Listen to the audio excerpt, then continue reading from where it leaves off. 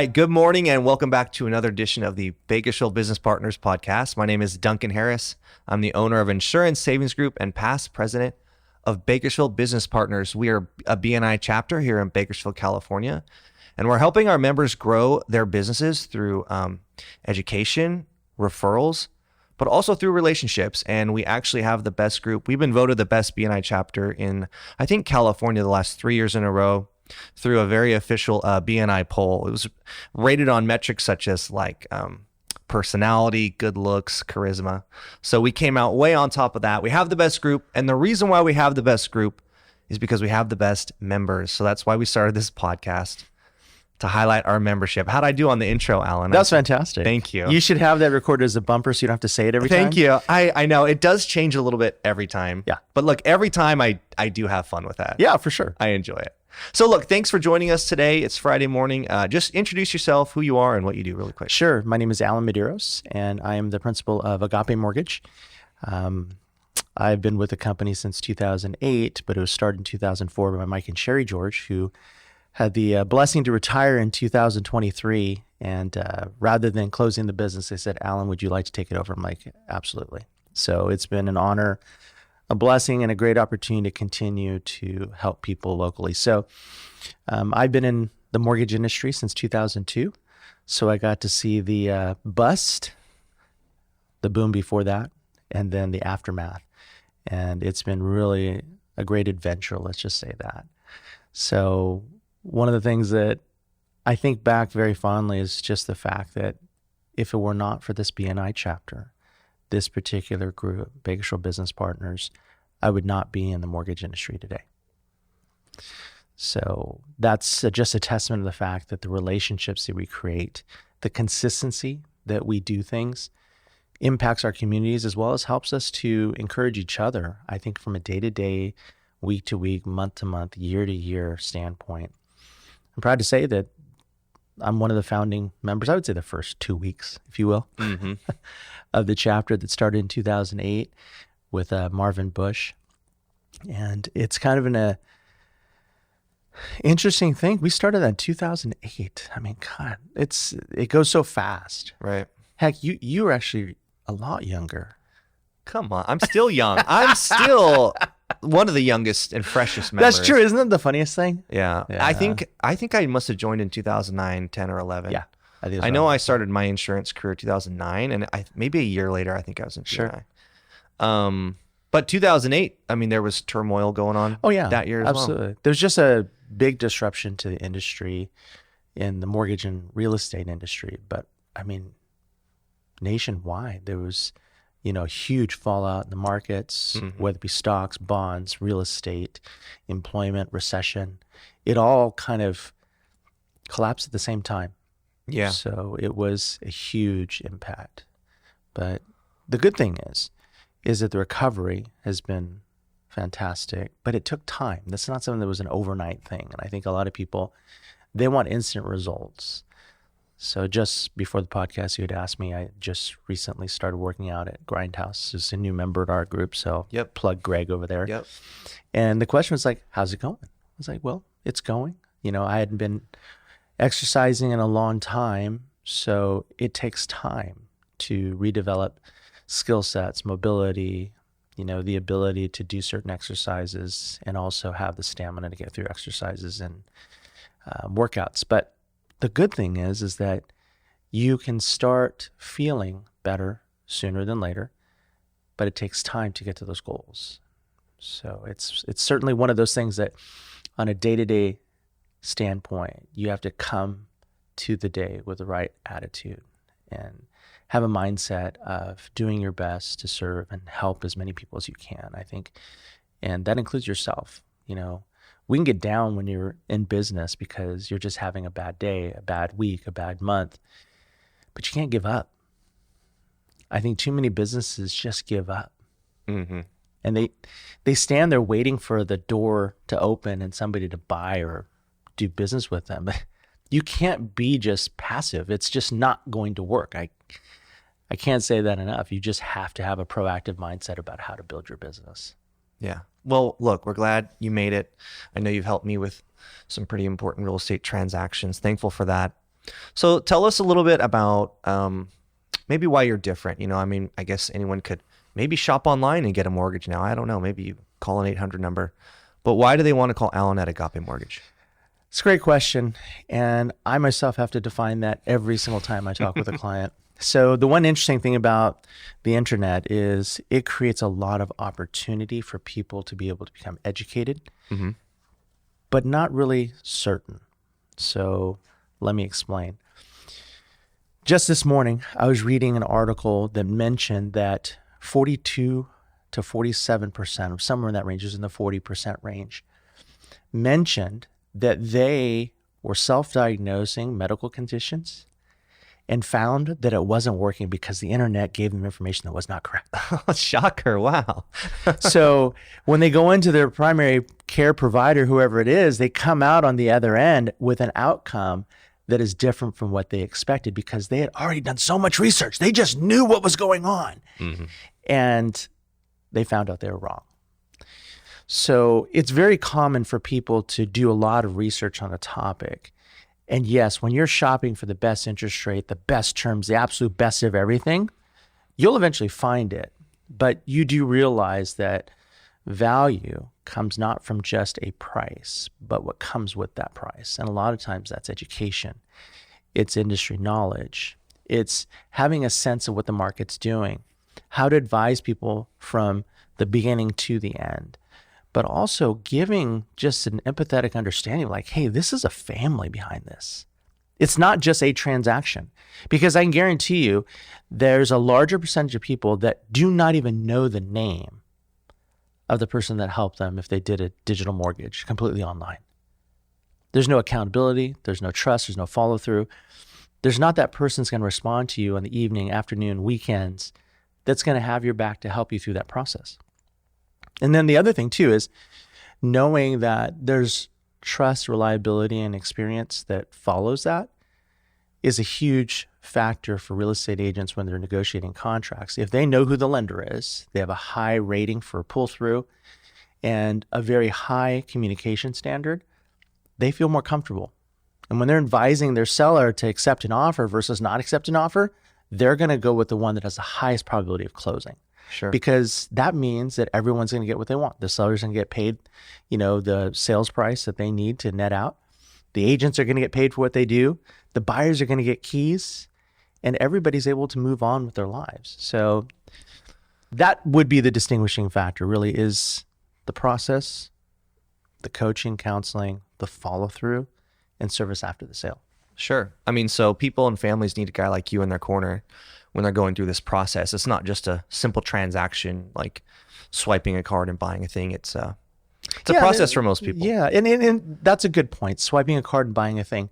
So it's very popular for us to start doing research on a particular product, whether it be a cell phone or it be a computer or it be a flat screen TV or a particular piece of sports equipment. Like literally, there's millions of things you can compare.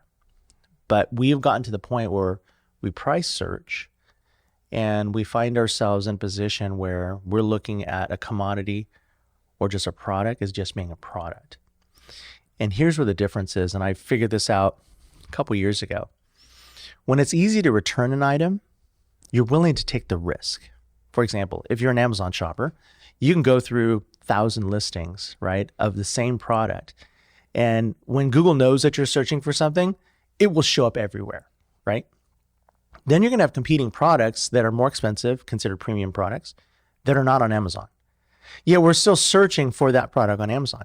And Amazon's analytics are pretty amazing because you can type in the name of the product that you want and it'll show you alternatives because it doesn't sell that product online. Right.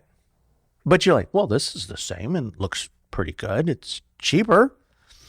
But then you say 30-day return policy, free returns. So we just take the risk. Sure. When you're dealing with a financial instrument like a mortgage, there are no returns. Right.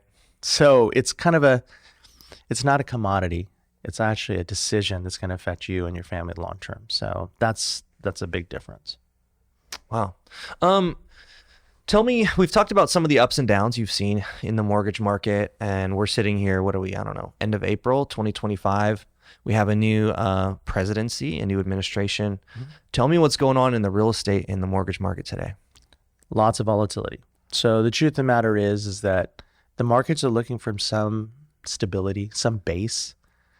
So this consistent battering of the markets with the idea of tariffs and how these things impact markets is literally swinging markets 1,000 points on the Dow Right. from day to day. And for those of you that look at your retirement accounts, don't look at them after bad news is announced, because you'll just get all depressed and such. But the good thing is that markets typically over time will do fine. But given how quick these swings are, it becomes very emotional.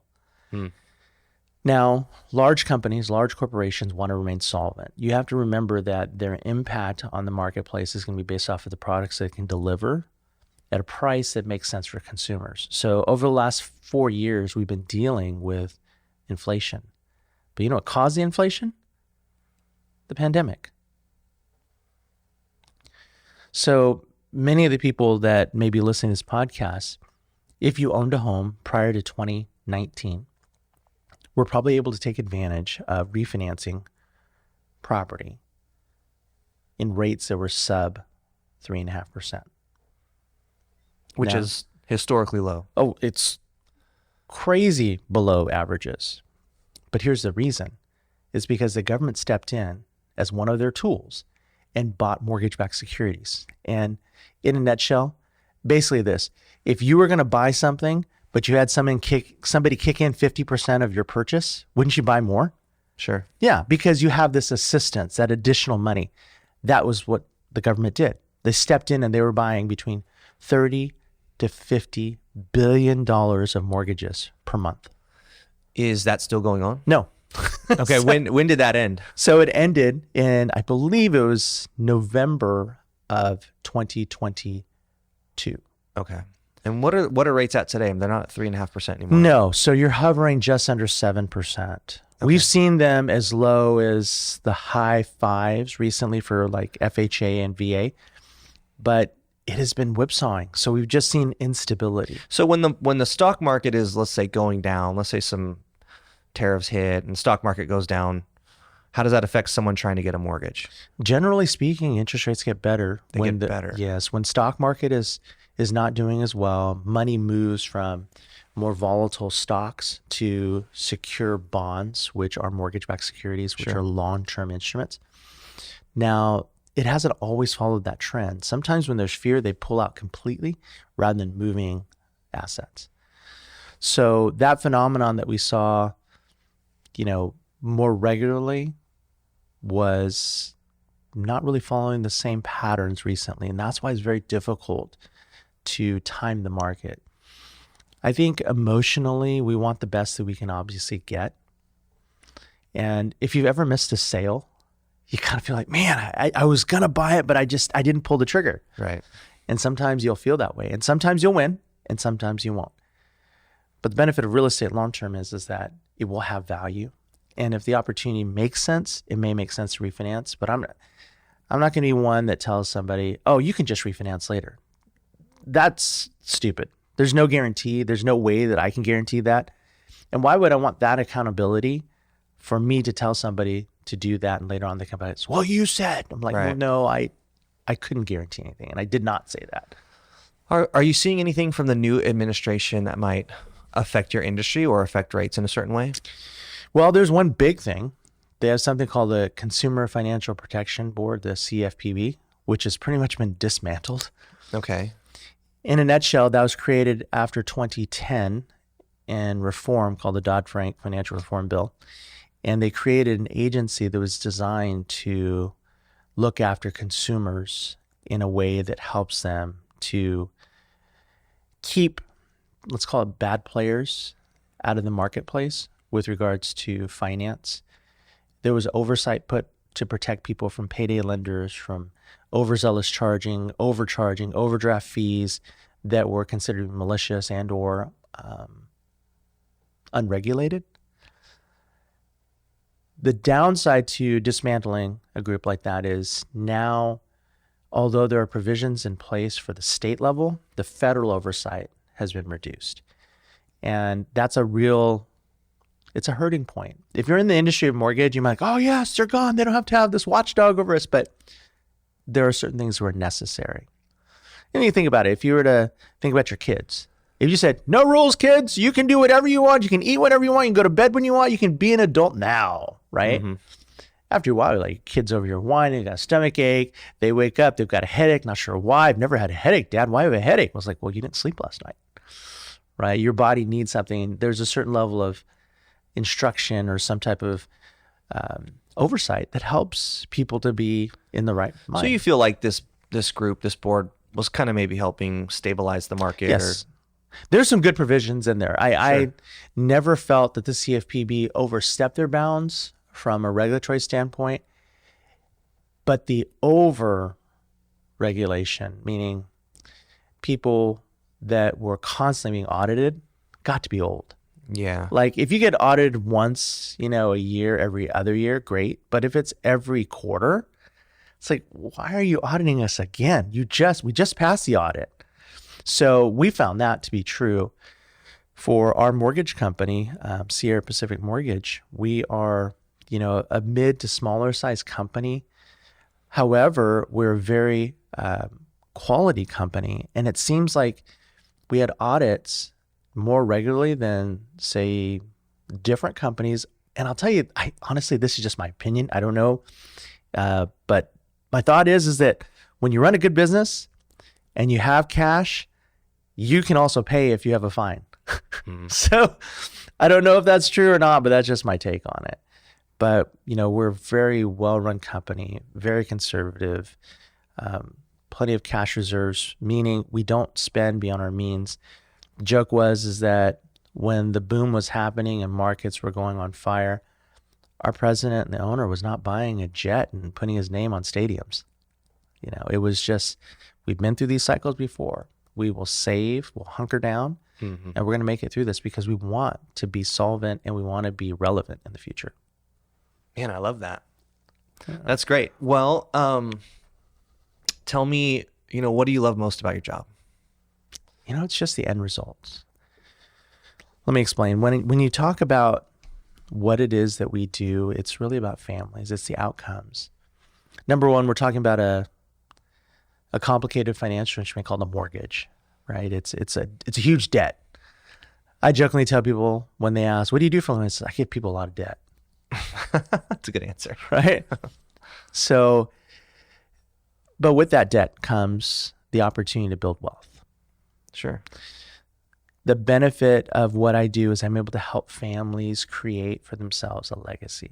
So let me give you just a generic thought process, not so much a stat, but if you have parents and or family members that were homeowners, do you think the likelihood of you becoming a homeowner is lower or higher? Higher. Yeah. Why? It's just what you're used to, it's an expectation. It's almost like, yeah. So we find ourselves, when you have access to home ownership, it creates for you a mindset that that's what I want. And subconsciously, you create those opportunities by doing the right things to get in those positions, right? So the concentration of wealth in the United States is in home equity and home real estate. So let me ask you a question. Having owned real estate for several years, did you do anything special to have the value of your home go up 47% from 2020 to 2024? I mean, besides me just being special and living there. Yeah. Is that what you mean? Yeah, you improved the value just by being present. Because I was there. Thank you. Yeah. No, just we needed a place to live and we picked a place we liked. And the benefit of it is that because of that, you were actually paying down the principal on your mortgage, plus you had the value of appreciation on your side. Now, if you needed to sell that real estate, you would have something that you did not physically work for that created value for you, and that's home equity. So if I can help people do that, that's a huge value add for them, but it's also very meaningful to me. Going back to it being about the families and being able to help them, one thing that's really cool about what I do is that I'm motivated by opening and closing escrows. Much like an artist takes, a blank canvas, and after hours and hours and hours, weeks and weeks, you can see a finished product. Or you can even see stages. You ever watch those videos online of somebody building something? Mm-hmm. Or somebody that takes, an image that you're not sure what it is until the final reveal.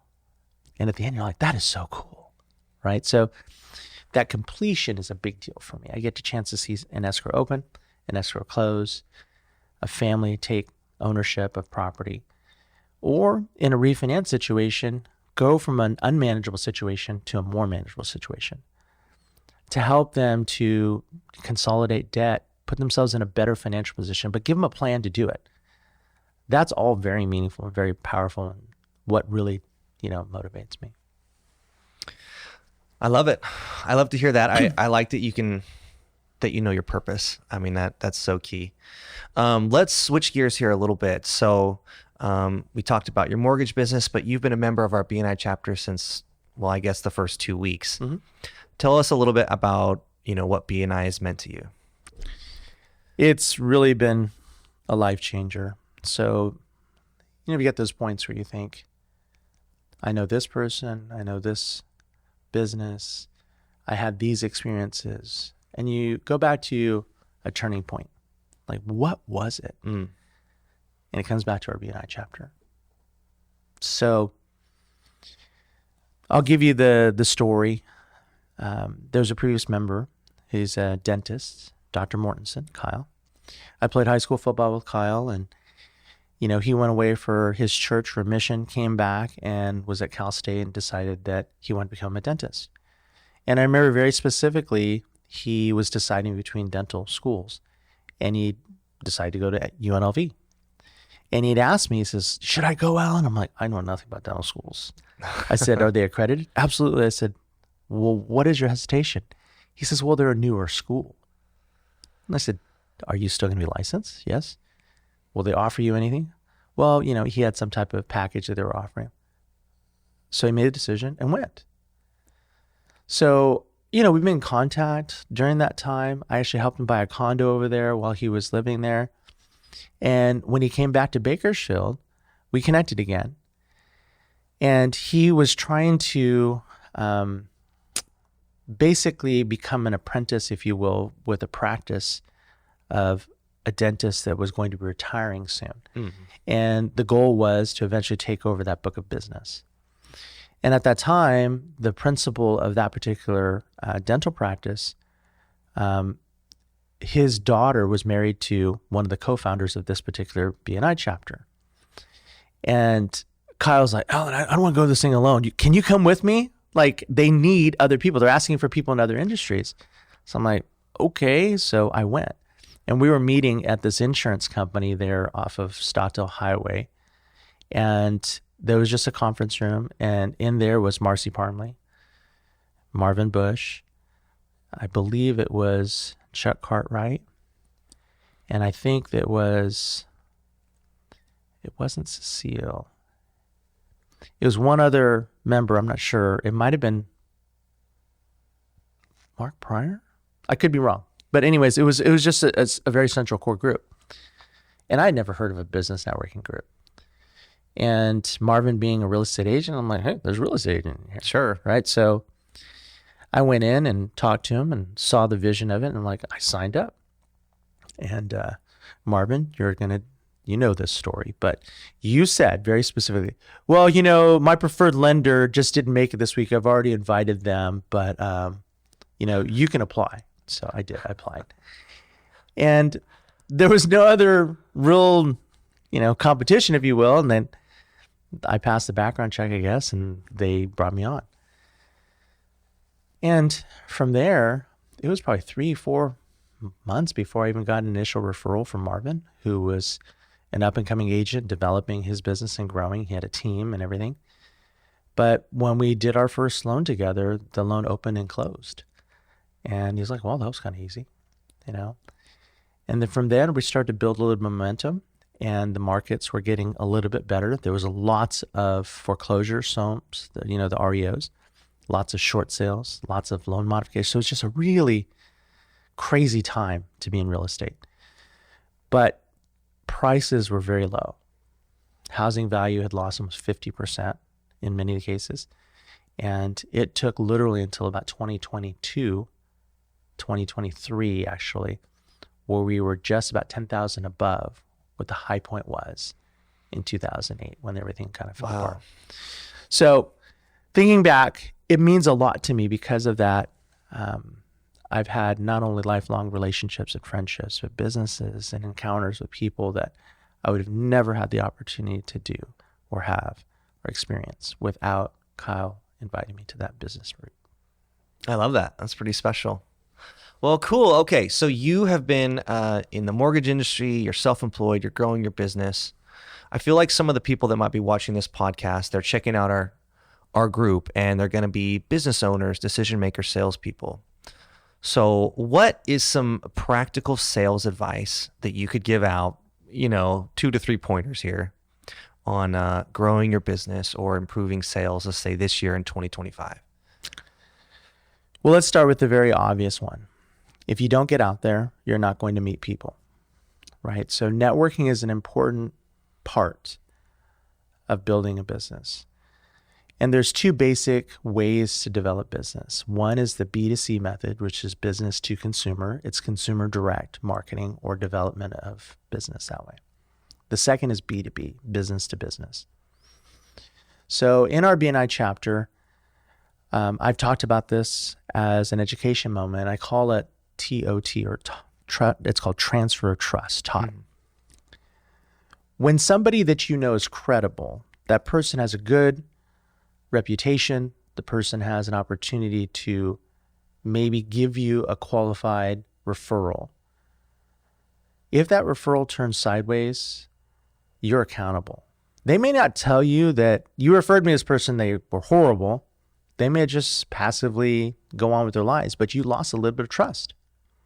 But if you're a highly credible person, you work with integrity, you do your own vetting, when you refer that person and they do a great job, that's going to create additional trust on your part. So when we look at the business to business aspect of it, it's a massive uplift on your credibility when you work with good quality businesses. The business to consumer is only going to be valuable so many times when you look at how it is we market to people, because not everybody is going to need your services all the time. But if you stay in front of them, the more repetition, the more they see your name, the more that they hear your name, the more they hear about your business and they see reputation online, then you have development of that trust. But you need to have the B2B as well. So I say this because when you're trying to move to the next step in your business, you have to be able to network with other people that can open their sphere of influence to you. So having a business networking group like ours, with literally, it's 600 plus years of experience collectively. Right. When you look at the different businesses we have and their longevity, they're not an open and closed experience, meaning these businesses have been around, right? So that's the first part. The second point I would say is that as you start developing relationships, you're going to meet people that you never knew that you needed to meet, right? So one of the things you probably heard me say is, who do you know that I don't know that I need to get to know? And it's a simple way of saying is, you don't know everything. If you have a need, talk to other people, get their professional opinion. And then from there, they're going to make an introduction. Have you ever read the book or heard the audiobook, The Go-Giver? Mm-mm. So The Go-Giver basically tells a story about connection and how it is that different people wind up being connectors to relationships that will change the outcome of their lives, much like Kyle. Yeah. I would have never thought that his invitation to this meeting would take me down the path to where I am today. But it's those sparks, those little moments that the opportunity comes up, that it creates those environments. Now, with that said, when you have those connections and you get to know those people that you didn't know you need to know now, you can't stop there. You need to become a connector yourself. Your sphere of influence needs to grow, and you need to be able to bring other people into a chapter like our business group to be able to explore more opportunities. So earlier today, we were at Dagny's and I was getting chai. Thank you, Dagny's. And we had Allyn walk in and he was ordering his usual. It's funny when you know people at a coffee shop and you literally can just nod and they'll bring out the stuff. It's amazing, right? So Allyn has that experience with Dagny's. And there's a gentleman walks in and he says, "Have you met Allyn Medeiros?" And I'm like, this says, no. And he introduces himself and he's a home inspector. And I had heard the name of the business, but I didn't know him, right? But this was just a random, like, here's somebody that I want you to meet. Right. So Allyn Urquhart introduces me to this home inspector. And he knows of our company. Sure. Like, hey, he knew the previous owners, they had sponsored some things together. But it wasn't about the home inspection. You know how these two met? Music. Right? So this home inspector is a musician. So it's the commonalities outside of the business world that ties us in, that makes us want to do business. It's because we trust them. We have other likes and other experiences. So commonality is what drives that. So I think the last point, you asked for 3, would be this. As you're going out and trying to build your business and develop business and stabilize your business, you need to stay connected. When times are tough, you can't go hide under a rock. This is the proactive nature versus reactive. You can be very reactive if something bad happens. You feel like you're always putting out fires. But you can be proactive in such a way that you're building your business by putting key elements into it, which means connection, constant learning, and becoming a professional at it. Like literally, they say if you put 10,000 hours into something over your lifetime, you'll achieve mastery. So the consistency in which our business group meets, literally what we take 2 days off during the year or 3, it's just very minimal. Yeah. So per year. So 50 weeks of the year, we meet on Tuesday mornings from 7:30 to 9. It is a part of who we are. It literally is part of the rhythms of our week. If we have a week off or you have to leave on vacation or something, you come back feeling like, man, It feels weird. I missed y'all, right? Yeah, it feels weird. Because you're out of rhythm. Well, that's the same thing with these routines.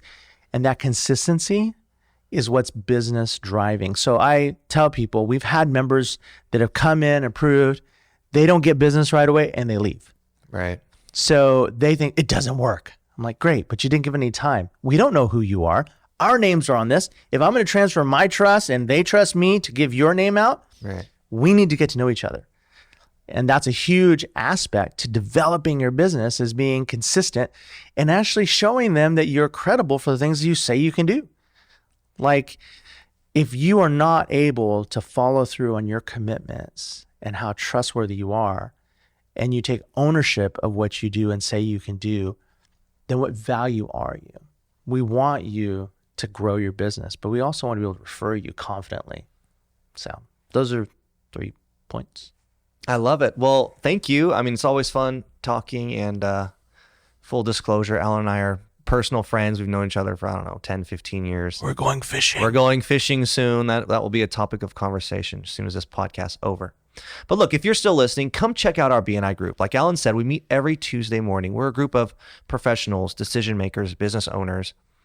And everyone in the group is in their own job classification. So Allyn fills the mortgage job classification, and we don't invite any other mortgage guys, right? So Allyn doesn't have to compete against anyone else. And the idea behind our group and BNI is givers gain. That's the mentality. So Allyn's going to come every week. He's going to give a commercial on his business, what he does, what sets him apart, what's going on in the industry. He's going to educate the other members of the group. So then we can search our, friends and family, and we'll be ready to give that referral when it's appropriate. And so, Allyn's been a member since the beginning. I think I've been a member for 10, 15 years. Every year our group passes well over $1 million in referrals. I think we have about 30 members. So we really do have an awesome group, long-term businesses, established, professionals in their industry. Come check it out. Bakersfield Business Partners, we meet every Tuesday. And that's it. That's the end of this podcast, unless you've got something else to say. That's it. You're the man. Allyn, thanks for joining us. Absolutely. And have a good weekend. You too.